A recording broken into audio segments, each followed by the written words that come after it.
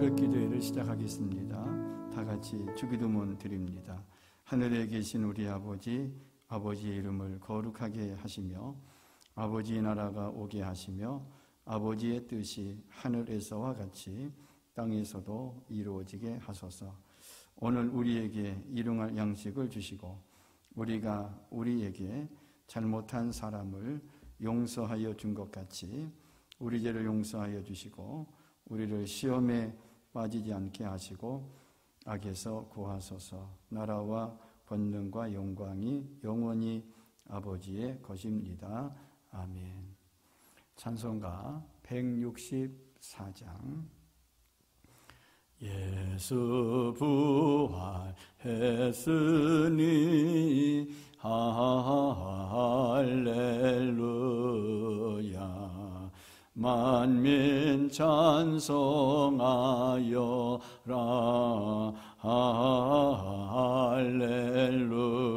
할렐루야. 천사들이 즐거워 할렐루야. 기쁜 찬송 부르네. 할렐루야.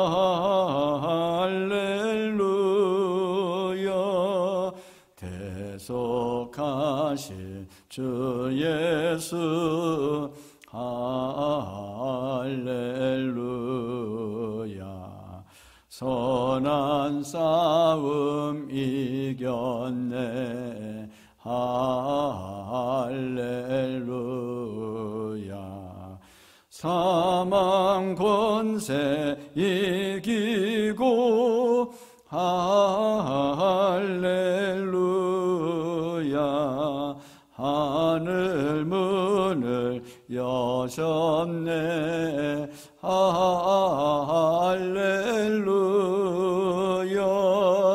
마귀 권세 이긴 주 할렐루야. 왕의 왕이 되셨네. 할렐루야.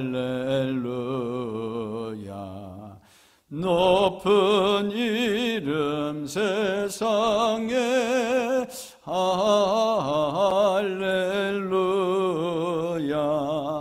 널리 반포하여라.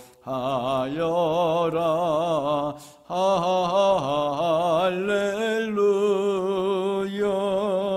길과 진리 대신 주 할렐루야. 우리 부활하겠네. 할렐루야. 부활 생명 되시니 할렐루야.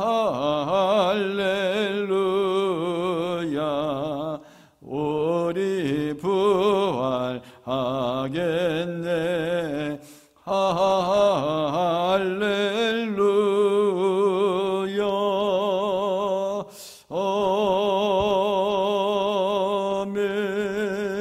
아멘.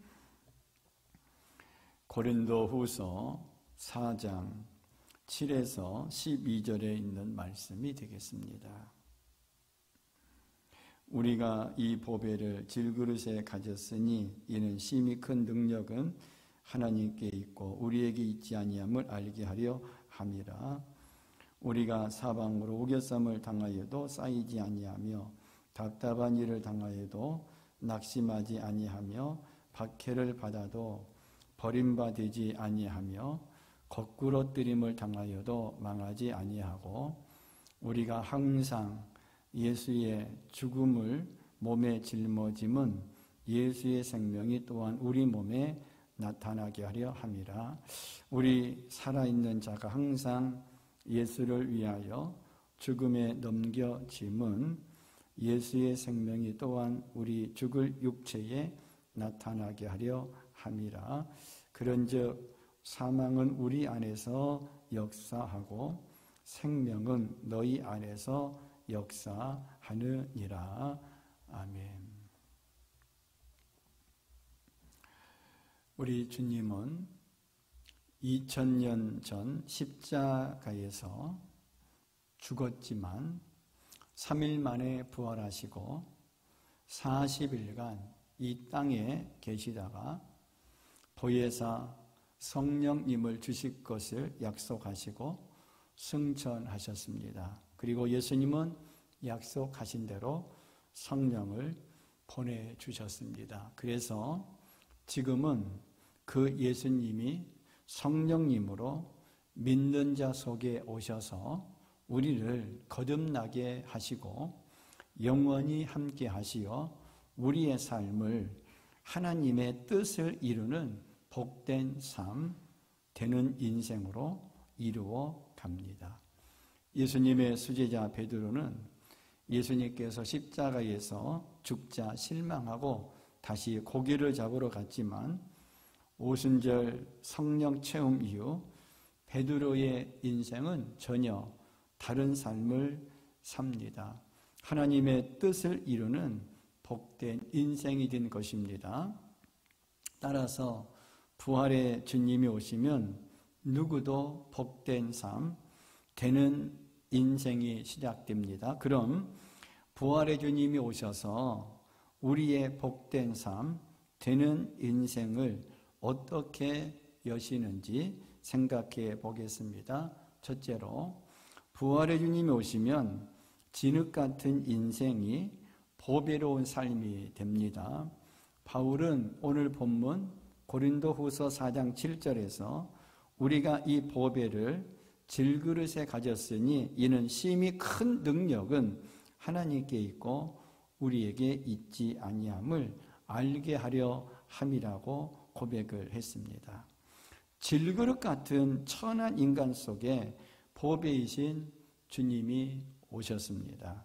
지금까지 마귀에게 속아 자기가 주인인 줄 알고 나 하고 살다 지옥에 갈 수밖에 없는 인생이 회개하고 주님을 모심으로 보배로운 인생이 된 것입니다.